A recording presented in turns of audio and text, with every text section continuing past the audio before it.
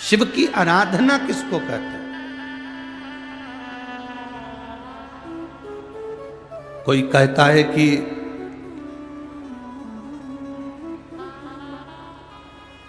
क्यों भटक रहे हो, क्यों जा रहे हो यहां वहां। हम कहते हैं तुम भटको भी मत, कहीं मत जाओ। तुम्हारे घर के नजदीक में जो शंकर का शिवालय हो, तुम्हारे घर के नजदीक में जो शंकर का मंदिर हो, शिव मंदिर हो, शिवालय हो, उस शिवालय में जाकर एक लोटा जल प्रतिदिन चढ़ाना प्रारंभ करो।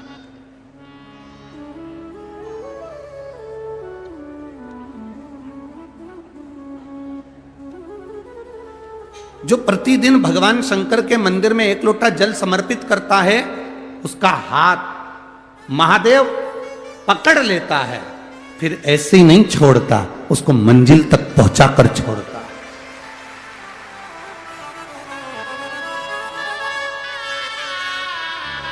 वो ऐसे ही नहीं छूट सकता।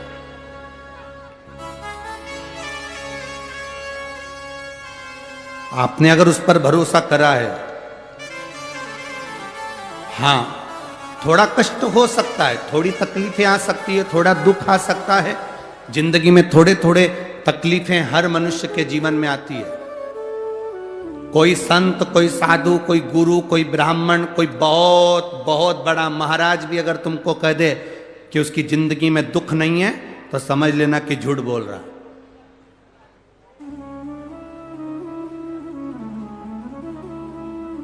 मेरे राम जी महाराज भी इस पृथ्वी पर जन्मे तो उनकी जिंदगी में भी दुख आया। मेरे भगवान कृष्ण भी इस पृथ्वी पर जन्मे तो उनकी जिंदगी में भी दुख आया। माता जानकी भी इस पृथ्वी पर प्रगटी तो उनकी जिंदगी में भी दुख आया। राधा रानी भी इस पृथ्वी पर प्रगटी तो उनकी जिंदगी में भी दुख आया। संसार में अगर जन्म लिया है, मृत्यु लोक में अगर तुम पैदा हुए हो, पृथ्वी पर अगर तुम आए हो, तो तुम्हारी जिंदगी में दुख ये नहीं कि नहीं आएगा। हमारे पूर्व के कर्म के अनुसार हमारी जिंदगी में दुख, हमारी जिंदगी में तकलीफें आती है, पर वो दुख मिटेगा कैसे?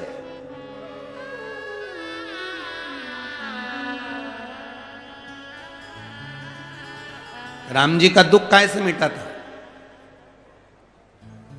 राम पथ गमन में जहां जहां चलकर देखो, चलो आपके पास में है पंचवटी, आपके पास में नासिक लगा हुआ है, पंचवटी लगी हुई।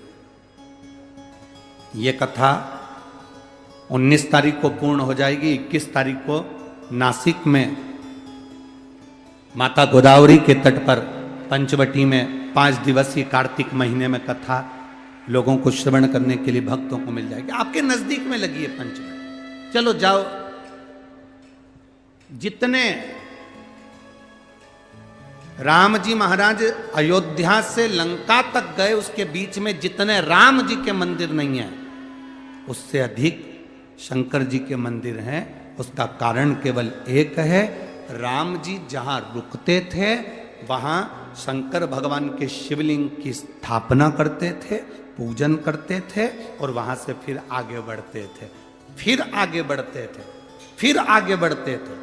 बिना शंकर की आराधना के, बिना शंकर भगवान को एक लोटा जल चढ़ाए बिना मेरे राम जी महाराज आगे बढ़ते ही नहीं थे। भगवान कृष्ण के जीवन का चरित्र उठाकर देखो। मेरे ठाकुर जी का नियम था, एक लोटा जल चढ़ाए बिना कृष्ण आगे बढ़ते नहीं थे।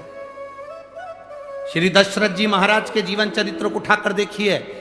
सूर्य नारायण भगवान को जल और शंकर भगवान को जल चढ़ाए बिना दशरथ जी महाराज आगे बढ़ते नहीं थे। श्री जनक जी महाराज के चरित्र को उठाकर देखिए। एक लोटा जल चढ़ाए बिना जनक जी महाराज अपनी सभा में नहीं जाते थे।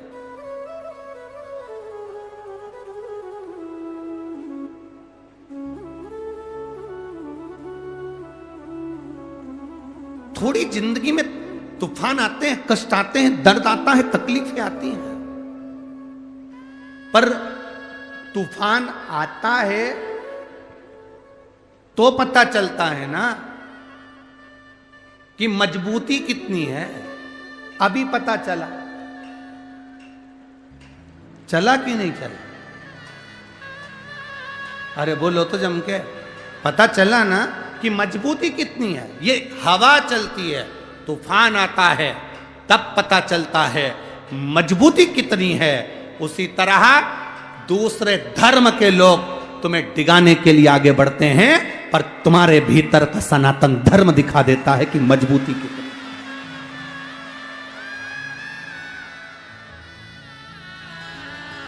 छत्रपति शिवाजी महाराज,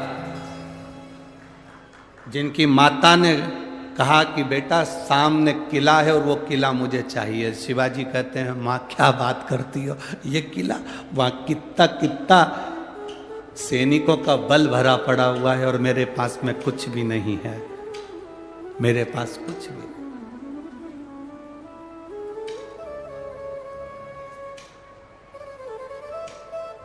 जीजाबाई के शब्द जब श्रवण किए, छत्रपति शिवाजी महाराज को छत्रपति का संबोधन स्वयं उनकी माता ने दिया है, स्वयं उनकी माता ने।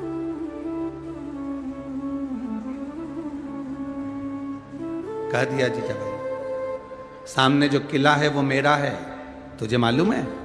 हाँ मां, मैंने सुना है ये किला अपना है, फिर कब्जा दूसरे का है। छत्रपति शिवाजी ने कहा बहुत भारी सेना है उसके पास में, बहुत बल है उसके पास में, सेना प्रबल है उसके पास में, मेरे पास इतनी सेना नहीं है। मां ने कह दिया शिवाजी तेरे बस की बात नहीं है, मैं खुद जाऊंगी और किला लेकर आऊंगी। स्वयं शिवाजी ने सुना कि मां स्वयं किला लेने के लिए जा रही है, स्वयं किला। मां